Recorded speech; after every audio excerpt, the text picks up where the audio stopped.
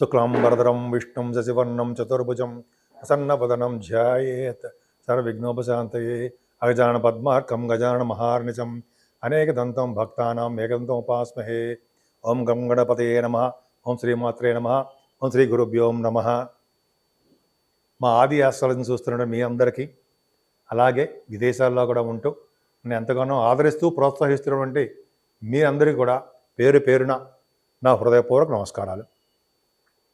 ఇప్పుడు మనం శుక్రుడి గురించి తెలుసుకుందామండి. దానికంటే ముందర శుక్రుడి గురించి మకర రాశిలోకి వెళ్తున్నప్పుడు, మకర రాశిలో ఉన్నప్పుడు శుక్రుడు ఏ ఫలితాలు ఇస్తే తెలుసుకుందాం. ముందర ఏంటంటే మీ జాతకాలు తెలుసుకోవాలనుకుంటే మీరు మా ఆది ఆస్ట్రాలజీని సంప్రదించవచ్చు. కింద స్క్రోల్ అవుతున్న నెంబర్కి ఫోన్ చేస్తే నేనే లిఫ్ట్ చేస్తాను. జనరల్గా మీకు date of birth, time of birth, place of birth ఈ మూడు ఉండాలండి. జాతకాలు చెప్పించుకుంటే పర్ఫెక్ట్ రిజల్ట్స్ వస్తాయి. అంటే మీరు సపోజ్ వివాహం కానీ, లేకపోతే పిల్లల సంతానం విషయంలో కానీ, అదే మ్యాచింగ్, జనరల్గా మ్యాచింగ్ వస్తూ ఉంటుంది కదండి. ఒక వధువుకి ఓ వధుడికి మ్యాచ్ అయిందా లేదా అనేవి ఉంటాయి కదా. ఇట్లాగా రకరకాల సన్నివేశాల్లో అనేక రకాల ముహూర్తాలు పెట్టడంలో కూడా మా ఆది ఆస్ట్రాలజీ తరఫున నేను మీ ఆది తరఫున నేనే ముహూర్తాలు పెడతాను. ఇంకెవరు చేయరు, నేనే చేస్తూ ఉంటాను. అలాగే మీరు ఒకవేళ నేను ఫోన్లో లిఫ్ట్ చేయనప్పుడు వాట్సాప్లో మెసేజ్లు పెట్టండి. తప్పకుండా నేను ఫోన్ చేస్తాను. ఫోన్ చేసి మీకు ఏం కావాలి అనేది నేను అడిగి పరిష్కార మార్గాలు అన్నీ కూడా తప్పకుండా విడమరిచి మొత్తం జాతకం మొత్తం చెప్పడం జరుగుతుంది. మీకు ఏమైనా చెప్పించుకోదలుచుకుంటే మా ఆది ఆస్ట్రాలజీని, నన్ను ఆదిని సంప్రదించండి. తప్పకుండా పరిష్కార మార్గాలు చెప్తాను. ఇప్పుడు మనం యాక్చువల్గా శుక్రుడు అనేవాడు ధనుర్రాశిలోంచి మనకి మకర రాశిలోకి ప్రవేశిస్తున్నాడు. ఎప్పటి వరకు ఉంటాడంటే 28వ తారీఖు వరకు కూడా మకర రాశిలోనే ఉంటాడు శుక్రుడి ప్రభావం. ఇంతకుముందు 16వ తారీఖునే డిసెంబర్ 16 కూడా, డిసెంబర్ 16 కదగానే ధనురాశిలో శుక్రుడు ఉన్నాడు. శుక్రుడు అది శత్రుక్షేత్రం కాబట్టి అందరికీ కూడా శుభ ఫలితాలు తక్కువ ఇచ్చేవాడు. మామూలు ఫలితాలు మాత్రం, చెడు ఫలితాలు మాత్రం ఉండేవి. శుభ ఫలితాలు అంత ఎక్కువ ఉండవు. కానీ మిత్రక్షేత్రమైనటువంటి మకర రాశిలోకి, శని క్షేత్రం కదా, మకర రాశిలోకి మిత్రుడు అవుతాడు కదా శని శుక్రుడికి. అలాగా ఆ రాశిలో ప్రవేశించడం వలన 12 రాశుల వాళ్ళకి ఎలా ఉండబోతోంది అని తెలుసుకుందాం. ఈ శుక్రుడు ప్రభావం ఎప్పుడు 28 అంటే జనరల్గా 2వ తారీఖు డిసెంబర్ నుంచి 28వ తారీఖు డిసెంబర్ వరకు 26 రోజుల పాటు మకర రాశిలో ఉంటాడు శుక్రుడు. 12 రాశుల వాళ్ళకి ఏ ప్రభావం ఉంటుంది, ఎలా ఉండబోతోంది, ఆయన ఇచ్చే ఫలితాలు ఎలా ఉంటాయో తెలుసుకుందామండి. ముఖ్యంగా తులారాశి వాళ్ళకి లగ్నాధిపతి యాక్చువల్గా 4th భావంలో ఉండకూడదు కదా, అవునా? 4th భావంలో ఉన్నాడు. కేంద్రాధిపత్య పాపి అవుతాడు. అయినా ఆయనకి గురుదృష్టి ఉంది. సరే, మీ లగ్నాధిపతిగా 4th భావంలో ఉండడం వలన ధనయోగాన్ని కలిగిస్తాడండి. లగ్నాధిపతి 4th భావంలో ఉన్న, సప్తమాధిపతి 4th దశమంలో ఉన్న వీళ్ళు దూర ప్రాంత ప్రయాణాలు చేయడానికి, ఉన్న ఊరి నుంచి దూరంగా వెళ్ళడానికే మీకు అవకాశాలు ఎక్కువ ఉన్నాయి. తులారాశి వాళ్ళకి ప్రయాణాలు చేస్తూ ఉంటారు. అద్భుతం. మీ నేమ్ అండ్ ఫేమ్ పెరుగుతుంది, ముఖ వర్చస్సు పెరుగుతుంది శుక్రుడు ప్రభావం వల్ల. 4th భావంలో శుక్రుడు మిత్రక్షేత్రంలో ఉన్నాడండి. మిత్రక్షేత్రంలో ఉంటే చదువు విషయంలో బాగా రాణిస్తారు. మీ అమ్మగారికి ఆర్థిక పరిస్థితి, ఆరోగ్య పరిస్థితి చక్కగా ఉంటుంది. అంతేకాకుండా 4th భావంలో శుక్రుడు ఉన్నాడంటే సంగీత సాధన ఎవరో చేస్తున్నారంటే మ్యూజిక్ డైరెక్టర్స్ కానీ, మ్యూజిక్ కంపోజర్స్ ఉంటారు కదా, వాళ్ళకి బాగా డెవలప్మెంట్స్ ఉంటాయి. అంతేకాకుండా పాటలు పాడేవాళ్ళకి, యాంకరింగ్ వృత్తిలో ఉన్న వాళ్ళకి ఈ శుక్రుడే కారకులు అవుతాడు కాబట్టి ఖచ్చితంగా బాగుంటుంది. అంతేకాకుండా వాహనాలు, గృహాలు, బంగారు ఆభరణాలు 4th భావంలో శుక్రుడే ఇస్తాడు. వస్త్రాలను కొనుక్కుంటారు. అంటే అందరికీనా కాదండి, మీకు మంచి మంచి దశలు జరుగుతున్నప్పుడు ఈ శుక్రుడి యొక్క ప్రభావము అందరికీ ఎఫెక్ట్ ఉంటుంది. ఎవరికైతే మంచి జాతకాలు ఉందో వాళ్ళకి. 4th భావంలో శుక్రుడు కూడా ఇవే కారకుడు కాకుండా మీకు గృహాలు, పంట పొలాలు ఉంటాయి సరే, ఇవన్నీ డెవలప్ చేస్తాడు.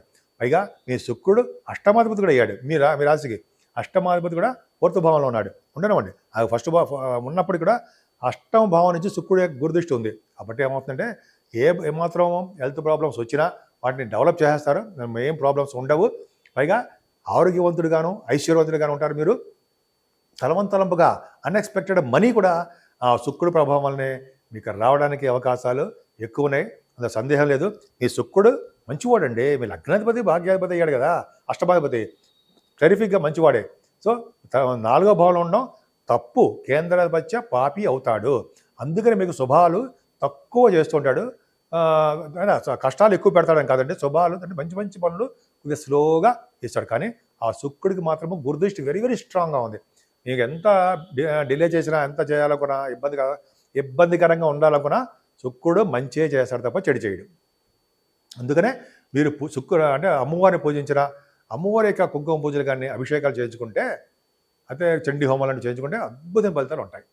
ఇప్పుడు శుక్రుడు మారడం వల్ల అండి 12 రాసుల వాళ్ళకి శుక్ర ప్రభావం ఉంది కదా, చెప్పాను కదా. మరి రెమెడీస్ మరి ఏం చేయాలి? మేము ఆల్రెడీ చెప్పాను, కానీ ఇంకా ఏం చేయాలి, ఇంకా ఏం చేస్తే బాగుంటుంది అని అనుకుంటే, మన ఇంట్లో చేసేది ఏముంది పోనీ అనుకుంటే, జనరల్గా అండి అమ్మవారికి లలితా సహస్రనామాలు అంటే బాగా ఇష్టం. అమ్మవారిని లలితా సహస్రనామాలతో పూజించిన ఓం ఐం హ్రీం శ్రీం క్లీం శ్రీమాత్రే నమః, ఓం ఐం హ్రీం శ్రీం క్లీం శ్రీమాత్రే నమః, ఓం ఐం హ్రీం శ్రీం క్లీం శ్రీమాత్రే నమః అని అమ్మవారిని బీజాక్షరాలతో పూజించిన అద్భుతమైన ఫలితాలు ఉంటాయి. అమ్మవారిని ఇంట్లో పూజించుకోవడం వల్ల. సరే, మనం టెంపుల్స్కి వెళ్తామండి. అమ్మవారి టెంపుల్స్కి ఎక్కడికి వెళ్ళినానండి, మంగళవారం పూట అంటే మంగళవారం అమ్మవారిని పూజించడం వల్ల నిమ్మకాయలతో అంటాం కదా, నిమ్మకాయలు తిప్పి మనం దీపాన్ని వెలిగిస్తాం కదా, రాహుకాల పూజలు అంటాం కదా, అది చేసుకున్నా. శుక్రవారం కూడా అమ్మవారికి చాలా ఇష్టం అండి. అమ్మవారి పవర్ అంటే బెజవాడ కనకదుర్గ అమ్మవారు ఇంకా పవర్ఫుల్. అలాగే మీకు దగ్గరలో ఉన్న ఏ అమ్మవారైనా సరే, కనకదుర్గ అమ్మవారైనా సరే, ఎక్కడైనా ఏ గ్రామ దేవత అయినా సరే అమ్మవారిని పూజించడం విశేషం. అలాగే సంతోషమాత అమ్మవారిని పూజిస్తే సకల శుభాలు కలుగుతాయి అమ్మవారు కదా. అలాగే ఆ అమ్మవారికి కనకదుర్గ అమ్మవారైనా సరే ఎవరైనా సరే ముఖ్యంగా కుంకుమ పూజ చేయించాలండి. కుంకుమ పూజ ఎరుపు అంటే ఆవిడకి ఇష్టం, దోషాలు పోగొడతారు. అలా ఎటువంటి గ్రహ దోషాలు ఉన్నా అమ్మవారి కుంకుమ పూజ చేయించుకుంటే పర్ఫెక్ట్గా గ్రహ దోషాలు పోతాయి. ఎందుకంటే అమ్మవారి యొక్క ఆధీనంలోనే ఈ గ్రహాలన్నీ ఉంటాయని చెప్పి మన శాస్త్రాలు ఉన్నాయి కదా, మనం చదువుకున్నాం, మనం విన్నాం కూడా. అవును, సరే, అది ఒకటి.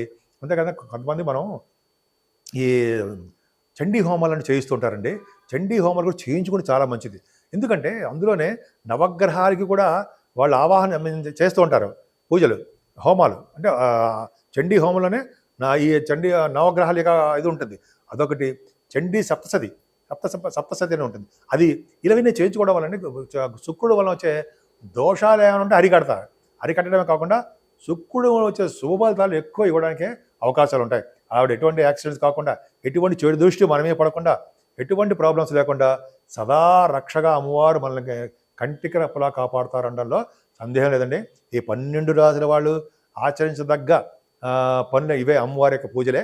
సో ఈ విధంగా అమ్మవారిని ఎంత ఆరాధిస్తే అంత ఓం శ్రీమాత్రే నమః, ఓం శ్రీమాత్రే నమః, ఓం శ్రీమాత్రే నమః అనుకోవచ్చు. బీజాక్షరాలు మనం చెప్పలేకపోయినా 108 సార్లు మన ఇంట్లో అమ్మవారిని పూజించడం వల్ల ఓం శ్రీమాత్రే నమః అనే మంత్రం కానీ, అష్టోత్తరాలు, దుర్గా అష్టోత్తరం కానీ, మీకు ఏదైనా అష్టోత్తరాలు వస్తే అవి కానీ చేసుకోండి. చేసుకుంటే సినిమా రంగంలో కాదు, చదువులో కాదు, పెళ్ళిళ్ళు కాదు, ఏదైనా సరే మీకు అమ్మవారు చక్కగా తీర్చిదిద్దుతారు.